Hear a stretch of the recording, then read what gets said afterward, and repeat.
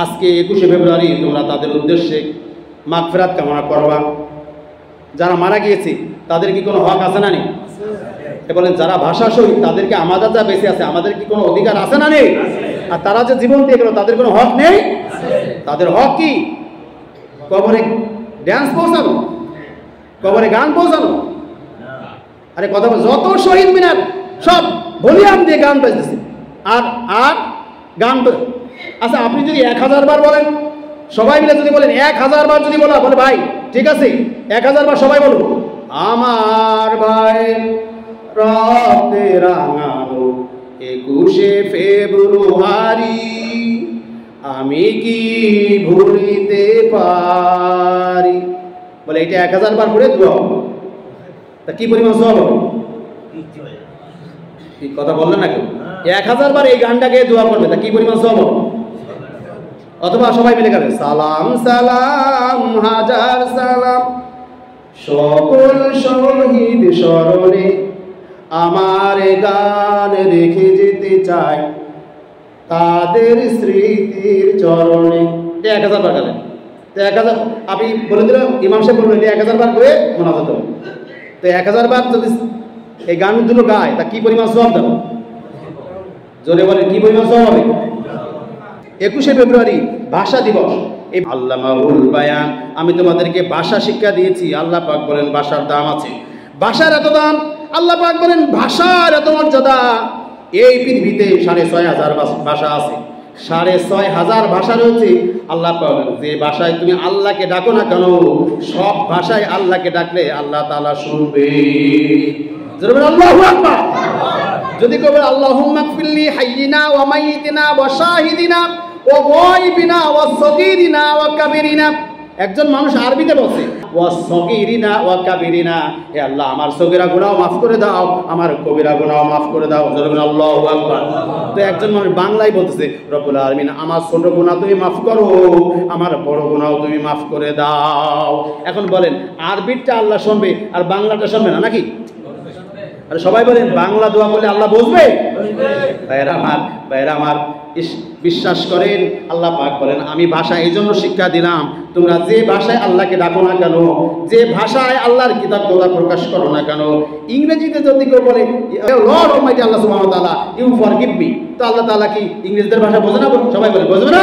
আল্লাহ পাক বলেন সঙ্গে সঙ্গে পৃথিবীর যে কোনো ভাষায় যদি আল্লাহকে ডাকে, আল্লাহ পাক বলেন মানুষ আল্লাহকে ডাকবে, আল্লাহ বলে ডাক দিবে, আল্লাহ বলে ডাক দেওয়ার সঙ্গে সঙ্গে আল্লাহ পাক দেরি করবে না, মুহূর্তের ভিতরে বান্দার ডাকে আল্লাহ পাক সাড়া দিয়ে দিবে।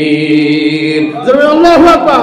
আল্লাহ পাক আমি এই জন্য ভাষা শিক্ষা দিলাম, এমন ভাষা যেমন মাতৃভাষা মায়ের ভাষা। একটু দেখেন মায়ের ভাষা, আল্লাহ পাক বলেন আমি তোমরা কি বোঝো না, একটা শিশু মায়ের পেট থেকে পড়ে 1 বছরের মাথায় 1 বছর ওই 1 বছরের মাথায় ও বাংলা কয়টা বই পড়েছে? সবাই বলেন বাংলা কয়টা বই পড়েছে? একটা শিশু 1 বছরের মাথায় ও বাংলা বই তো দূরে থাক, ও জীবনে তো দূরে থাক, ও ক খ তো দূরে থাক, ও জীবনে কল্পনাও করে না অ নামক একটা অক্ষর আছে জানে না, আ নামক একটা অক্ষর আছে জানে না, ক খ গ ঘ আছে এটা জানে না, কিন্তু সে মায়ের কোলে বসে মাকে ডাকে বলে মা মা, বাবাকে ডাকে বাবা, ক্ষুধাস বলে দুধ খাবো, হ্যাঁ মা খেতে দাও, মা আমার খিদে লেগেছে, সবকিছু সে বলতে পারে। ও আছে না কিন্তু বাংলা ভাষায় কথা বলে। সে ও ক চেনে না, ও ক কি জানে না, কিন্তু সে বাংলায় কথা বলছে মায়ের সঙ্গে বাবার সঙ্গে। সে এখনো ক্লাসে ভর্তি হয় নাই, আর এই ছেলেটা কেজিতেও গেল না, নার্সারিতেও গেল না, ভর্তি হওয়ার আগে সে মায়ের সঙ্গে বাবার সঙ্গে এসে বাংলায় কথা বলে। আল্লাহ পাক বলেন তুমি কি বোঝো না, এ ভাষার ও ক খ জীবনে কিছুই জানে না, কিন্তু সে মাতৃভাষায় মায়ের ভাষায় কথা বলা শুরু করে দিয়েছে। এইটাকে দুনিয়ার কোনো মানুষ তোমরা শিখিয়েছো? এই মাতৃভাষা আমি আল্লাহ তাআলা আমি শিখিয়েছি। জোরে বলেন আল্লাহু আকবার। বলে আজকে ভাষা দেখেন, যারা মারা গেছে ভাষার জন্য, পৃথিবীর কোনো দেশে ভাষার জন্য মানুষ মারা যায় নাই, মায়ের ভাষায় কথা বলার জন্য এই দুনিয়ার 206টা দেশ আছে, 206টা দেশের ভিতরে কোন দেশের মানুষ মায়ের ভাষায় কথা বলার জন্য প্রাণ দেয়নি, মায়ের ভাষার অধিকারের জন্য প্রাণ দেয়নি। বাংলাদেশ একমাত্র দেশ, এই পৃথিবীর একমাত্র দেশ যেখানে মাতৃভাষায় কথা বলার, মায়ের ভাষার মর্যাদার জন্য মানুষ ছাত্ররা শহীদ হয়ে গেছে, জোরে বলেন সুবহানাল্লাহ। ছাত্ররা রফিক, শফিক, সালাম, আয়ুব, জব্বার, যারা এই ছাত্ররা শহীদ হয়ে গেল, বলেন আবার নামগুলো দেখেন। এই যে বাচ্চারা, এই ইউনিভার্সিটির সেরা সবচেয়ে মেধাবী বাচ্চারা, রফিক, শফিক, সালাম, জব্বার, আয়ুব, এই যে নাম না জানা আরো কত মানুষ ভাষার জন্য প্রাণ দিল, বলেন এরা কি হিন্দু না মুসলমান? আরে সবাই বলে, আমি যে নামগুলি বলছি, রফিক, শফিক, সালাম, আয়ুব, জব্বার, এরা কি হিন্দু না মুসলমান? মুসলমান। এরা যে মারা গেল, আল্লাহ পাক বলেন মুসলমান যদি কেউ মারা যায় তাহলে সবাই মিলে তোমরা মুসলমানের আজকে 21শে ফেব্রুয়ারি তোমরা তাদের উদ্দেশ্যে মাগফিরাত কামনা করবা। যারা মারা গিয়েছে তাদের কি কোনো হক আছে না নেই? বলেন যারা ভাষা শহীদ তাদেরকে আমাদের যা বেঁচে আছে আমাদের কি কোনো অধিকার আছে না নেই? আর তারা যে জীবন দিয়ে গেল তাদের কোনো হক নেই? তাদের হক কি? কবরে ড্যান্স পৌঁছানো, কবরে গান পৌঁছানো? আরে কথা বল, যত শহীদ মিনার সব ভলিউম দিয়ে গান বাজতেছে আর আর গান। আচ্ছা আপনি যদি 1000 বার বলেন, সবাই মিলে যদি বলেন 1000 বার যদি বলা, বলে ভাই ঠিক আছে 1000 বার সবাই বলুন, আমার ভাই রক্তে রাঙালো 21শে ফেব্রুয়ারি আমি কি ভুলিতে পারি। বলে এটা 1000 বার করে দোয়া হবে, তা কি পরিমাণ সওয়াব হবে? ঠিক কথা বললেন না কেউ? 1000 বার এই গানটাকে দোয়া করবে, তা কি পরিমাণ সওয়াব হবে?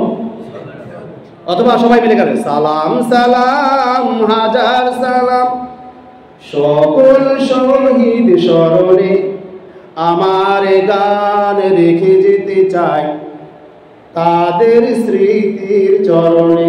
1000 বার গালেন, 1000 আপনি বলে দিল, ইমাম সাহেব বললেন 1000 বার করে মোনাজাত হবে। তো 1000 বার যদি এই গান দুটো গায় তা কি পরিমাণ সওয়াব দেবে? জোরে বলেন কি পরিমাণ সওয়াব হবে?